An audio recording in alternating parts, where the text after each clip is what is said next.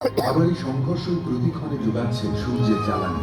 এই সংঘর্ষে মুক্ত হয়েছে ডাইনোসরেরা, আর জেনেছি মাধ্যাকর্ষণ শক্তি এক সম্ভাবনাময় পদ্ধতি, যাকে কাজে লাগিয়ে সেই লেজার লাইট নিয়ে চলে সংঘর্ষ প্রতিহত করা যায়।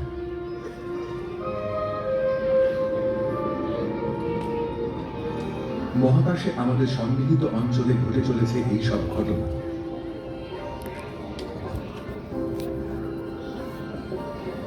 কিন্তু ব্রহ্মাণ্ডের বাকি অঞ্চলে কি ঘটে চলেছে? ভবিষ্যতেই বা কি ঘটবে? আরো কত মহাজাগতিক সংঘর্ষ আমাদের জন্য অপেক্ষমান?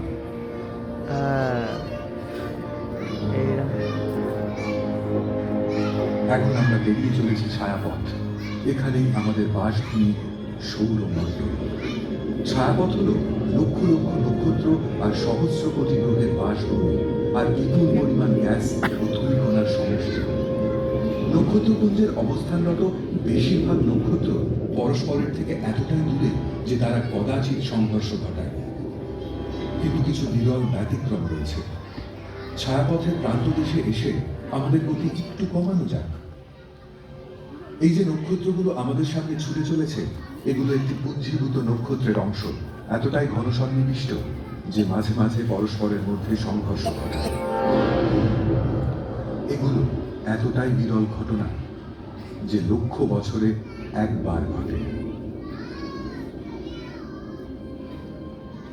এবার আমরা ছায়াপথকে ছাড়িয়ে দ্রুত গতিতে এগিয়ে যাব ভবিষ্যতের দিকে। তাকিয়ে দেখব পিছনে ফেলে আসা আমাদের নক্ষত্রপুঞ্জকে, আর দেখব আমাদের ব্রহ্মাণ্ডকে। ভবিষ্যতের পথ ধরে এখন আমরা লক্ষ লক্ষ বছর পার হয়েছি, আর ফিরে এসেছি পৃথিবীকে 5 লক্ষ আলোক বর্ষ দূরে। এই আমাদের ছায়াপথ নিকটতম অ্যান্ড্রোমিডা নক্ষত্রপুঞ্জের সঙ্গে এক আসন্ন সংঘর্ষে লিপ্ত। প্রতি সেকেন্ডে এখন আমরা ছুটে চলেছি আলোর গতিতে। ব্রহ্মাণ্ডের আর সবকিছুর মতোই নক্ষত্রপুঞ্জেরাও সবসময় গতিশীল। পরস্পরের থেকে অনেক দূরে থাকা সত্ত্বেও মাধ্যাকর্ষণের অমোঘ আকর্ষণ তাদেরকে কাছে টেনে আনে। এই দুই নক্ষত্রপুঞ্জ এক ঘূর্ণাবর্তে স্বচ্ছন্দে পাক খেতে থাকবে। কখনো চকিতে পরস্পরকে স্পর্শ করে আবার দূরে সরে যাবে। নক্ষত্রপুঞ্জের গ্রহ আর নক্ষত্রগুলো পরস্পরের থেকে অনেক দূরে থাকায় তাদের মধ্যে কোনো সংঘর্ষ ঘটবে না। বিজ্ঞানীরা মনে করেন সংঘর্ষ ঘটবে দুটি নক্ষত্রপুঞ্জে বিস্তৃত গ্যাস ও ধূলিকণার মধ্যে।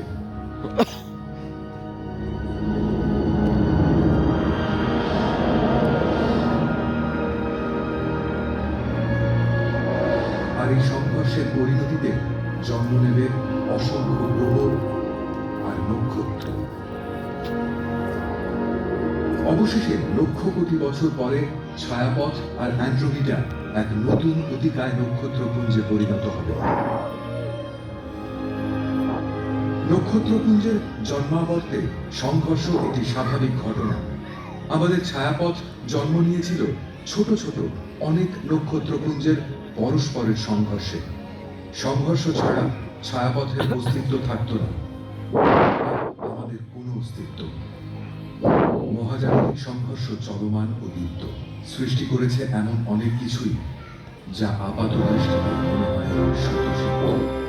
সৃষ্টি করেছে উজ্জ্বল চাঁদ, সূর্যের উষ্ণতা ও আলো, ঋতুর বৈচিত্র্য আর অবিরাম সমুদ্র সৈকত সিক্ত করা ঢেউয়ের সারি।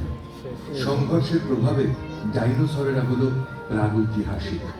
বদলে গেল মহাকাশের মানচিত্র, বিবর্তিত হলো নক্ষত্রপুঞ্জ, জন্ম নিল অগণিত নক্ষত্র আর নতুন জগৎ। বিবর্তনশীল এই সুবিশাল মহাকাশে এক অতি ক্ষুদ্রাংশ দখল করে রয়েছে মানুষ।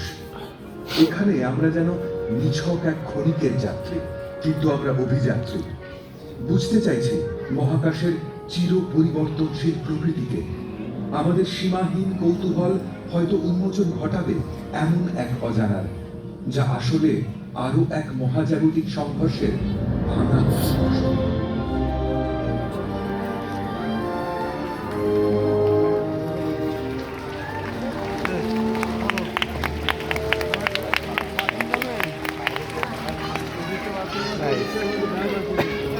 Hi. দারুণ দারুণ